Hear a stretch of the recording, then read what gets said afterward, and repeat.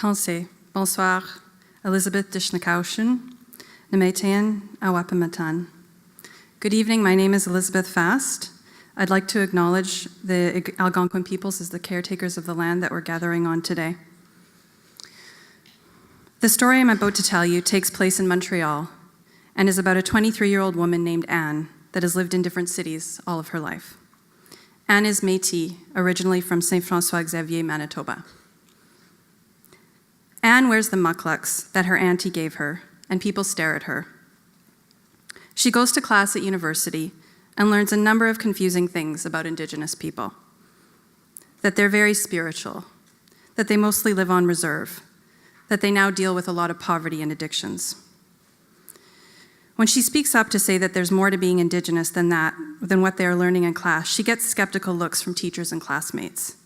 She tells them she is Métis, and they say, "You don't look Native. And what does being Métis mean anyway?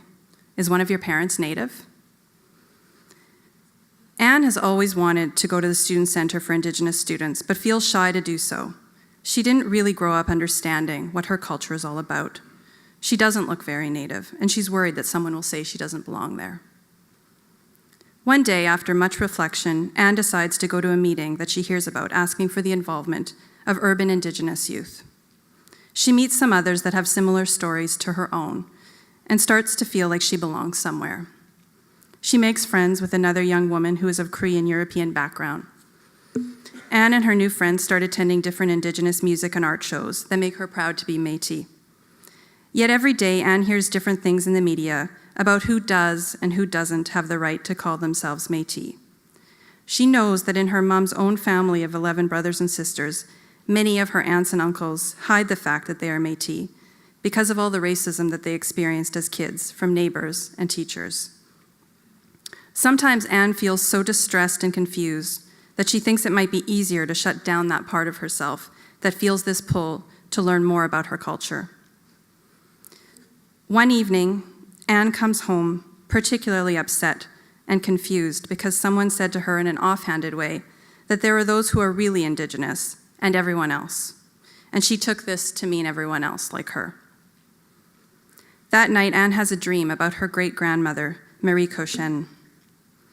In the dream, Marie tells her, "Anne, being Métis is beautiful and something that we fought hard for.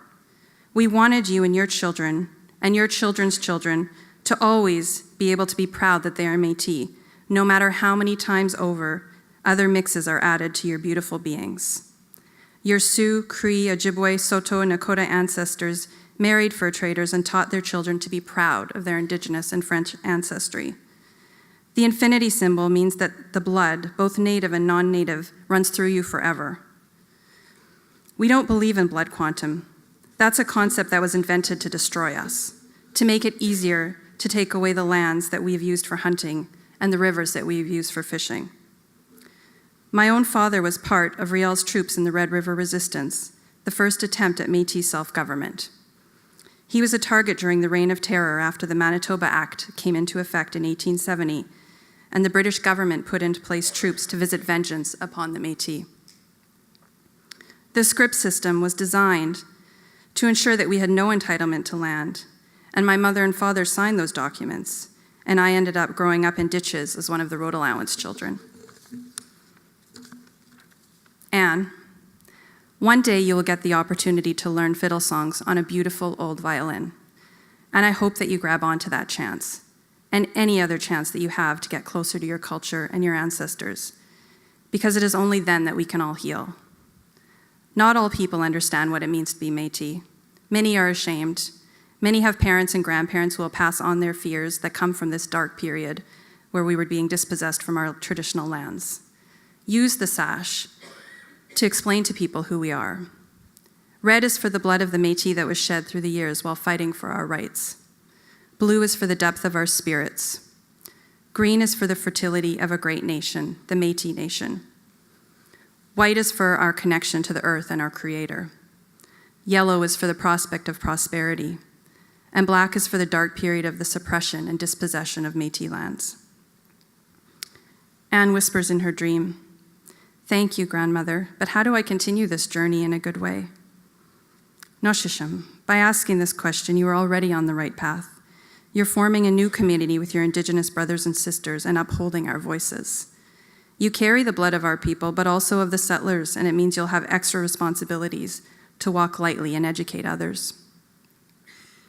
There'll come a turning point soon, a great rumbling that will have the capacity to open people's eyes to the damages that came with the arrival of our European ancestors. But it will be rocky times. Our people might turn against each other out of fear. By remembering the teachings of our ancestors, humility, bravery, wisdom, honesty, truth, respect, and love, you'll be able to be proud of who you are. Our hearts have been closed for too long. I watch over you, Noshishim. I see you in your classes at university, and I worry about you. All the teachings are up here. You'll learn about the word reconciliation, but you won't hear about justice or love. You'll hear people use the word relationships without really understanding what the word means, that it doesn't just mean living with humans, that it's about accountability to all our relations. We have such great capacity in ourselves, our spirits, our emotions, our physical selves. So get out of that classroom often. Find ways to get connected to your ceremonies and show others what it really means to love. Not just loving your parents or your children, but that deep love we have for all beings, for our plant and animal world, for our spiritual world. Anne woke up and felt like part of her was still in a dream. She walked into her living room, and although she had never owned a sash, she saw one sitting on her couch. Marcy, all my relations.